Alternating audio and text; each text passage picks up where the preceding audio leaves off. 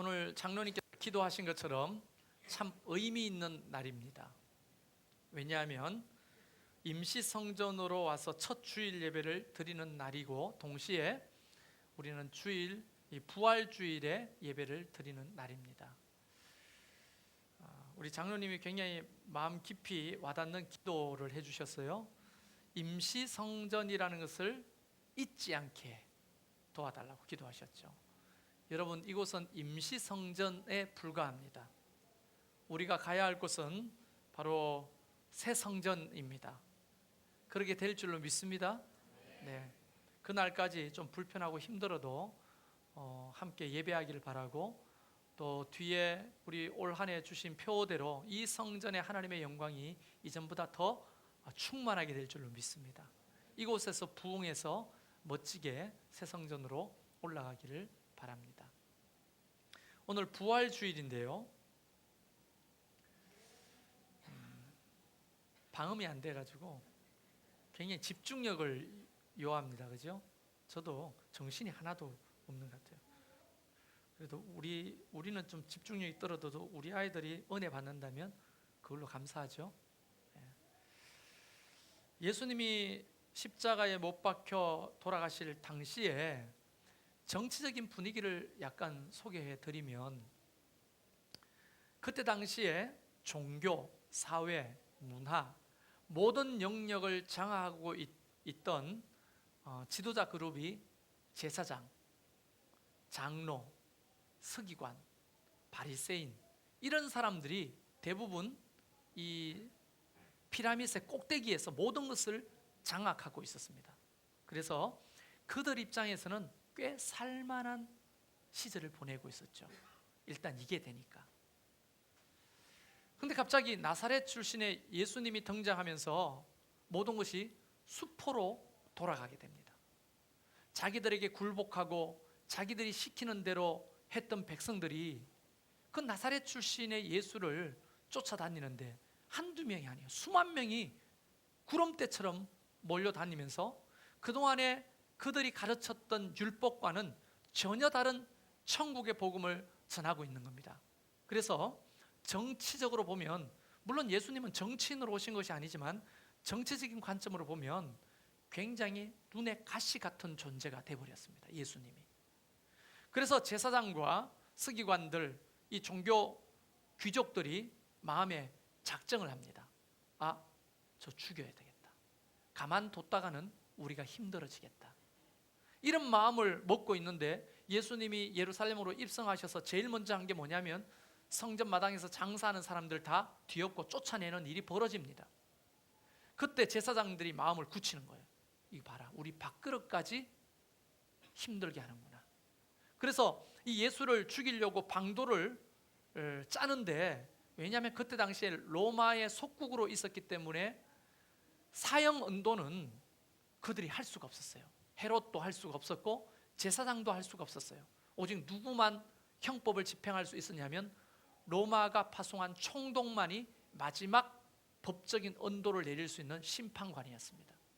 그래서 제사장들과 서기관들과 장로들이 모여가지고 방도를 짜는데 총독 빌라도를 협박하자는 겁니다. 왜냐하면 이 총독 빌라도는 그때 당시에 한직으로 몰려서 이 팔레스타인, 이스라엘 땅까지 오게 된 거거든요. 누가 이 먼 나라에 와서 총독하고 싶겠어요? 다 로마 본청에서 한자리 하고 싶지. 그래서 어쨌든지 간에 남은 그 임기 동안에는 아무 일 없이, 사고 없이 평안하게 좋은 이미지를 유지해서 로마 본청으로 들어갈 것에 대한 꿈을 꾸고 있었던 사람이거든요. 그런데 갑자기 소요 사태가 일어나고 어지러워졌다는 사실을 로마 황제의 귀에 들어가면 자기는 더 안 좋은 한직으로 물려나게 되는 거죠. 그래서 그런 이제 노심초사, 모든 것이 좋은 게 좋은 거로 이렇게 하면서 정치를 이끌어가고 있었는데, 갑자기 어느 날 대제사장 그룹이 찾아온 겁니다. 그때 당시에 대제사장 가야바거든요. 안나스가 장인인데 실권자고, 그 나이든 이제 그 안나스는 뒤에서 수령첨정을 하는 거예요. 사위를 조종하는 거예요. 사위된 대제사장인 가야바가 사람들을 끌고 빌라도를 찾아갑니다. 그리고 제법 품이 있고 거룩한 척하면서 이야기를 하는 거죠.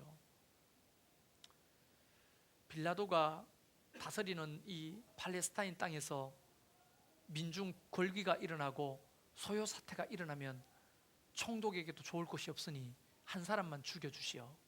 빌라도가 묻습니다. 누구요? 바로 예수라는 작자요. 아니, 저 시골 나사렛 출신인데 이상하게 많은 사람들이 따라다니면서 그를 추종하고 있으니 가만뒀다가는 아마 빌라도 총독의 정치적인 적이 될 수 있을 테니까 빨리 그 사람을 처단하거나 죽이시오. 이렇게 된 거예요. 그런데 빌라도는 불법적으로 사람을 죽일 수가 없기 때문에 그것도 자기 오점이 되니까 사람을 시켜서 알아봤더니 예수님은 죄가 없는 거예요. 정치적인 죄도 없고 뭐 로마 황제를 숭배하지 말라고 말한 적도 없고, 그러니까 죄가 없는데 왜 죽이라고 하냐? 그러면 우리가 당신 정치를 안 도와줄 거라고. 그러니까 빌라도가 할 수 없이 그 협박에 못 이겨서 예수님을 사형하라고 내어주게 됩니다. 그리고는 빌라도는 웃으면서 돌아서면서 성경에 보면은 분명히 여러분이 죽이라고 했죠? 난 죄가 없어요. 나보고 그거 책임 묻지 마세요 하면서 돌아서서 손을 씻는 장면이 나오죠. 자기는 죄가 없다고. 빌라도도 나쁜 사람이죠. 자기의 어떤 정치적인 이익을 위해서 예수님을 사형수로 내몰고 사형을 언도하는 거예요.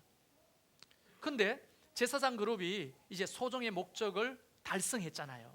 그런데 소문이 자꾸 들리는 겁니다. 어떤 소문이냐면 예수님이 살아생전에 죽을 것이고 다시 살아날 거에 대한 이야기를 여러 번 하셨거든요.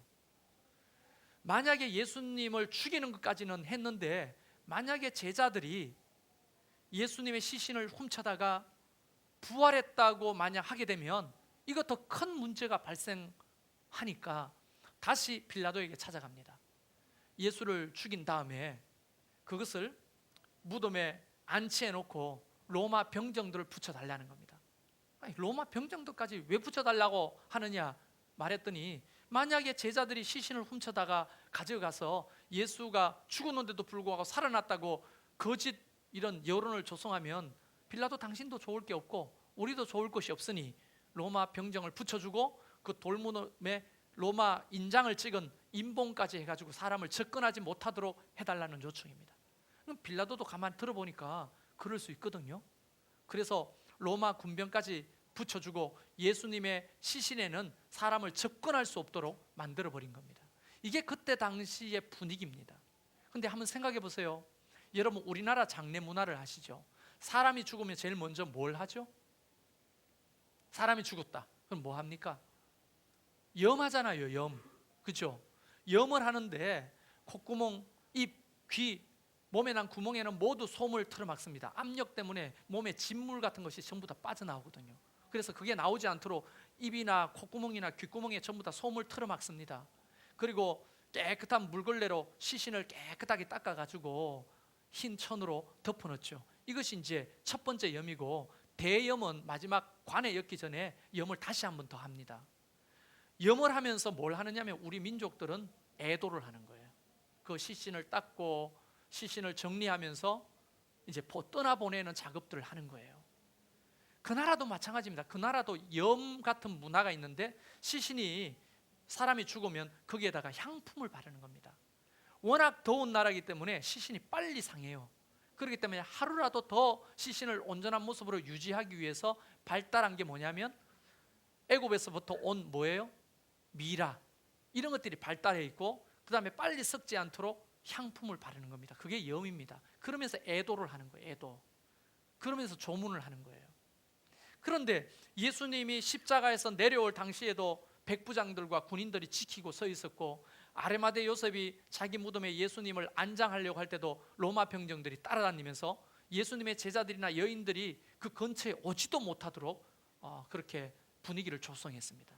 드디어 예수님은 무덤에 안장이 되고 정말 남자들이, 장정들이 7, 8명이 붙어야 겨우 움직일 만한 큰 돌문을 가지고 그 무덤을 막았습니다. 그리고 거기에다가 밧줄을 묶어가지고 인봉까지 했습니다. 누구도 그 무덤에 찾아올 수도 없고 그 무덤에 들어가서 향품을 바를 수도 없게 만든 거예요. 이렇게 작업한 사람이 누구냐면 가야바, 장로, 서기관들, 기득권을 가지고 있던 정치 귀족들이에요. 그리고 또 빌라도하고 그 이해관계가 맞으니까 같이 합작품으로 그런 분위기를 조성하고 있었던 겁니다. 그때 예수님을 사랑했던 수많은 여인들이 있었잖아요. 제자들이 있었잖아요. 제자들은 고사하고 이 여인들은 예수님이 돌아가신 시신에 향품이라도 한번 발라드려야 되는데 그것도 못하고 그날 밤 꼴딱 세우고 밤을 지새고 있었습니다.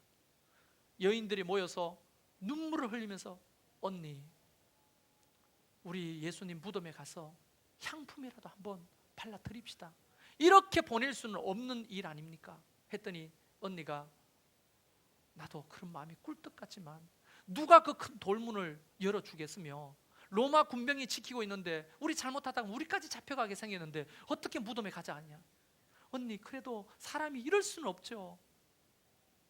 그러면서 향품을 준비해가지고 안식일이 끝날 때까지를 기다립니다. 여러분 안식일은 토요일 날 해가 떨어지고부터 해가 뜰 때까지입니다. 그러니까 안식일에는 어디 멀리도 가지 못합니다. 율법에 거리가 정해져 있어요. 몇 발 이상 걷지 못하게 됐어요. 예수님 무덤은 한참 성 밖에 있고 공동묘지에 있기 때문에 갈 수가 없으니 안식일이 끝나도록 기다리고 있는 거예요. 해가 뜨자마자 캄캄한데 아직도 이 여자들은 향품을 들고 무덤으로 가기로 결정하는 겁니다. 근심이 있어요. 어떤 근심이냐? 오늘 본문 말씀에 서로 말하되 누가 우리를 위하여 무덤 문에서 돌을 굴려주리요. 예수님의 시신에 향품이라도 한번 발라드리려면 돌 문을 열어야 되는데 누가 그 문을 열어줄 거냐는 겁니다. 그러나 그 여인들이 누굽니까? 막달라 마리아, 야고보의 어머니 마리아, 살로메, 이 여자들이 그래도 면면을 보면 센 분들이에요. 센 분들. 여러분 막달라 마리아 죽을 고비 7귀신 들렸다가 살아났으니 얼마나 세겠습니까? 살로메 알죠? 치맛바람의 여왕 아닙니까? 아들 청탁하려고 예수님께 와가지고 우리 아들 우의정 자의정 달라고 그렇게 치맛바람 휘둘렀던 여자가 살로메 아닙니까? 그리고 또 야고보의 어머니 마리아도 여장부거든요. 여장부. 이 세 여자가 대표로 향품을 가지고 무작정 가보자. 혹 아냐 어떤 일이 날지. 가면서 이야기를 했겠죠. 로마 병정들한테 담뱃값이라 주고 한번 열어달라고 하자. 그거 한두 명이 열 수 있는 게 아닌데 돌문을 어떻게 굴리냐. 우리도 도우면 돌문을 굴리지 않겠냐. 인봉이 붙어 있다는데 그것 떼면 빌라도한테 잡혀 죽는 거 아니냐. 어쨌든 가보자 하고 용기를 내서 가는 거예요. 무덤으로. 근심이 가득한 얼굴로. 마음속에 계속 머리가 돌아가는 거죠. 돌문을 누가 과연 열어줄까. 예수님의 시신이라도 우리가 볼 수 있을까 하고 갔는데 깜짝 놀란 겁니다. 이게 뭐냐면 돌문은 저기 나자빠져 있고 무덤은 텅텅 비어 있는 겁니다. 그래서 이게 어떻게 된 일인가 봤더니 로마 병정들은 옆에서 죽은 것처럼 실신해 있는 거예요. 사람이. 그래서 여인들이 그 무덤 속에 고개를 얹고 들다봤더니 하얀 옷을 입은 천사가 앉아서 예수님은 부활하셨다는 것을 알려주는 겁니다. 할렐루야. 이 대목에서 저는 여러분과 한 가지 나누고 싶은 게 있어요. 여러분 부활신앙이라고 하는 것은 능력 그 자체거든요. 한번 따라해 보실까요? 부활신앙은 능력이다. 부활신앙은요 능력이에요. 능력. 왜냐하면 예수님께서 무덤 문을 여시고 나왔지만 사실은 사망 권세를 이기고 부활하신 거잖아요. 그러니까 무덤에 닫혀있던 아무리 큰 돌문이라도 그것은 예수님을 막을 수가 없는 겁니다. 그러면 예수님이 부활할 당시를 우리가 상상을 한번 해보면 이런 거죠. 예수님이 시간이 되셨어요. 3일 만에 부활하셨어요. 무덤에서 일어났습니다. 왜 이렇게 캄캄하지? 밖에 누구 없어요? 밖에 누구 없어요? 돌문 좀 열어주세요. 나 살아났다니까. 이랬겠어요? 그럼 어떤 일이 벌어졌을까요? 상상해 보는데 예수님이 부활하셔서 아니면 하나님의 능력으로 그 돌이 스스로가 그 인봉이 터지고 돌문이 획 던져져서 문이 열릴 수도 있겠고 아니면 천군 천사를 동원해서 그 문을 열었을 수가 있겠죠. 여인들의 마음속에 가장 큰 고민은 그 돌을 누가 옮겨줄 거냐에 대한 고민이었어요. 그런데 가봤더니 이미 돌문은 어때요? 성경에 보면 무덤에 들어가 4절에 눈을 들어본 적 벌써 돌이 굴려져 있는지라 그 돌이 심히 크더라. 몇 사람이 굴릴 수 있는 돈이 아니라는 걸 다시 한번 증언하잖아요. 여러분, 부활신앙은 능력이라고 말씀드렸죠. 어떤 능력입니까? 돌문을 여는 능력이에요. 돌문을 여는 능력. 이 여인들이 가장 큰 고민이 돌문을 과연 누가 열어줄 거냐에 대한 고민인데, 가봤더니 돌문은 이미 열려 있더라는 거예요. 이미 열려 있더라는 거. 예수님께서 이런 퍼포먼스를 통해 우리에게 주시는 메시지가 뭐예요? 부활은 돌문이 그 부활을 막을 수 없다는 거 아닙니까? 그럼 우리의 삶에도 수많은 돌문들이 있지 않을까요? 우리를 가로막고 있는, 눈만 감으면 늘 그 고민 때문에 우리가 힘들어하는, 우리 힘으로는 굴릴 수 없는 돌문. 그게 돈 문제일 수 있고, 자녀의 문제일 수 있고, 건강의 문제나 관계의 문제나 신앙의 문제나 직장의 문제나 이직의 문제나 뭐 학업의 문제나 시험의 문제나 여러 가지 문제가 될 수 있지만, 우리 앞에 가로막고 있는 큰 돌문 말이에요. 그게 사람마다 없는 사람이 없잖아요. 근데 부활신앙이라고 하는 것은 그런 것들을 염려할 필요가 없는 거예요. 믿음으로 주님을 만나기 위해서 가다 보면 부활하신 예수님이 그 돌문을 열어놓으시는 역사가 있는 겁니다. 우리가 열 필요가 없는 거예요. 이미 하나님께서 그 돌문을 열어놓고 주님을 만나 주시는 거예요. 할렐루야. 부활신앙이라고 하는 것은 바로 그것을 경험하는 겁니다. 저에게도 많은 돌문이 있죠. 예를 들어서 교회로 보면 건축, 우리가 여기 평생 있을 거 아니잖아요. 주차할 데 없어서 애먹었죠. 17단지 대고 오셨어요? 어디에 대고 오셨어요? 걸어오셨어요? 여러분, 불편하기 짝이 없습니다. 우리 아이들이 뛰놀던 잔디밭이 없어졌어요. 대문에서 뛰어나가면 차가 다니니까 위험합니다. 여러분, 우리는 불편하기 짝이 없는 이곳에 있으면서 더 소망하게 되죠. 빨리 새 성전으로 들어가고 싶다. 그런데 그 새 성전의 건축은 솔직히 말씀드리면 두렵습니다. 우리가 옮길 수 없는 큰 돌문과 같은 거예요. 그러나 이 부활신앙을 가진다면 이렇게 믿어지는 거예요. 하나님께서 열어주실 것이라는 거예요. 이게 부활신앙이 갖는 거 아닙니까? 여러분, 저는 개척을 하고 참 가난하게 살았는데요, 그냥 멀쩡하게 사니까 괜찮아요. 알지만 가난하게 살았어요. 아이들 제대로 학원을 제대로 보내본 적이 없습니다. 그러니까 부모된 심정으로는 이 아이들이 다른 애들과 뒤처지지는 않을까, 얘들이 아이들하고 경쟁에서 뒤처져서 낙오되면 어떨까, 대학은 제대로 갈까, 이런 고민들이 왜 없었겠습니까? 그런 문제가 사실은 우리 부모들이 열 수 없는 큰 돌문처럼 다가왔었어요. 개척 처음 할 때 살 집도 없었고, 예배 드릴 곳도 없었고, 제 사례비도 보장되지 않았고, 앞날이 깜깜한 돌문이었어요. 근데 보십시오, 지나와서 돌아보니까 하나님이 그 돌문을 하나하나 열어놓고 우리를 기다리시는 거예요. 예배당도 예배해 놓으시고 우리를 기다리시고, 뭐 자녀의 문제도 다 잘 자라가지고 나름대로 학업의 길을 걷고 있고, 또 교회도 보면 여러분 보세요. 우리가 처음 그 이론 차이로 경매 실패하고 많은 분들이 울고 속상해했죠. 그러나 이론의 기적이라는 제가 밴드에 글을 올리면서 하나님은 이론의 기적을 만들어 가실 거라고 했잖아요. 그런데 이런 교회가 예비되어 있다는 걸 어떻게 알았을까요? 우리가? 그때 우리 어디로 가야 돼요? 많은 사람들이 물었습니다. 우리 어디로 가야 돼요? 이제 어디에서 예배를 해야 되는 거예요? 그러나 우리가 할 수 없는 그 돌문이 이미 열려져 있다는 사실을 믿음으로 보는 사람 별로 없었죠. 이곳이 예비되어 있다는 거. 와보니까 분위기 좋잖아요. 비록 작지만은 더 가까이에서 우리가 얼굴을 보고, 아이들도 다 예배할 장소들이 다 있고, 여러분 놀라운 것은 그 잠옷실도 있다는 사실이에요. 잠옷실도 놀랍잖아요. 이런 곳에 잠옷실도 있고, 이런 걸 보면 결국 하나님이 열어가시는구나.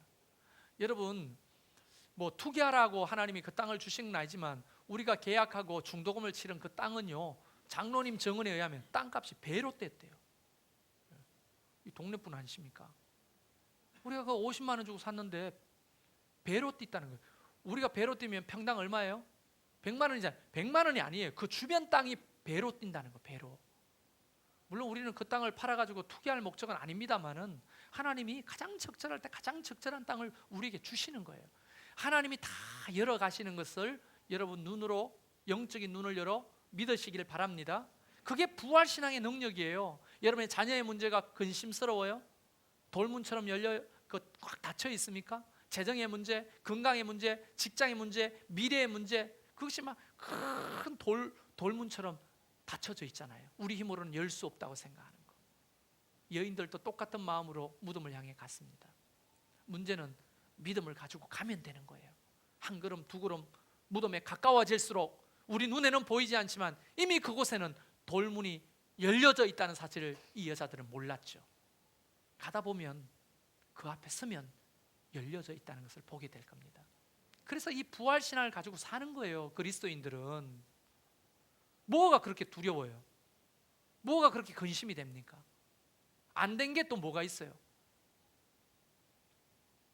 우리가 원하는 바 욕심은 다 채울 수 없었지만 그래도 살다 보면, 부활신앙을 가지고 살다 보면 교회 일도 하나씩 돌문이 열리고 우리의 삶의 문도 하나씩 열리잖아요. 이렇게 열린다고 하는 말이 에바다이잖아요. 열려라, 에바다. 에바다의 역사는 하나님의 취미입니다. 취미. 여러분 이걸 믿으시기를 바랍니다. 하나님의 취미는요, 열어주시는 거, 열어주시는 거. 닫힌 것을 여는 게 취미예요. 자, 이게 사도행전에 가도 뭡니까? 베드로가 감옥에 갇혀 있는데 그날 밤 하나님께서 열어주셨죠. 옥문을. 그리고 호련히 지나가는데 성문이 자동으로 척척 열렸잖아요. 그리고 제자들이 모여있는 그 집에 와가지고 노크를 하니까 요만한 여자 종이 와가지고 베드로가 살아왔다 하니까 안에 무서워서 모여있던 제자들이 뭐라고 했어요? 미쳤구나, 이렇게 말했죠. 베드로는 지금 감옥에 갇혀 있는데 어떻게 살아왔냐. 하나님이 다 옥문도 열어주시고 성문도 열어주시고 지나가는 성문마다 다 열어주시는 거예요. 이게 하나님의 취미라니까요. 열어주시는 게. 여리고성을 연 게 누굽니까? 돌을 던졌어요? 사다리를 탔어요? 아니면 대형 연필을 만들어 가지고 문을 부셨어요? 하나님이 열어주시는 거예요. 하나님이. 무덤 문을 부활하신 주님이 여신 것처럼 우리의 삶에도 이런 놀라운 에바다의 역사가 일어날 줄로 믿습니다. 단 부활신앙을 갖고 살 때 그런 감정들이 생기는 겁니다. 오늘 부활주의를 맞이한 저와 여러분은 이 돌문이 열리는 역사를 삶 속에서 경험하게 될 줄로 믿습니다. 그래서 우리 부활신앙을 갖고 한 걸음 한 걸음 가봅시다. 담대하게 믿음을 가지고. 그러다 보면 여러분의 삶의 돌문도 열리고 교회의 돌문도 열리고 다 열려서 훗날 이렇게 돌아보면 야, 저 문 주님이 다 열어주셨구나, 그렇게 고백할 때가 있을 줄로 믿습니다. 우리 이 시간 잠깐 기도할 텐데요.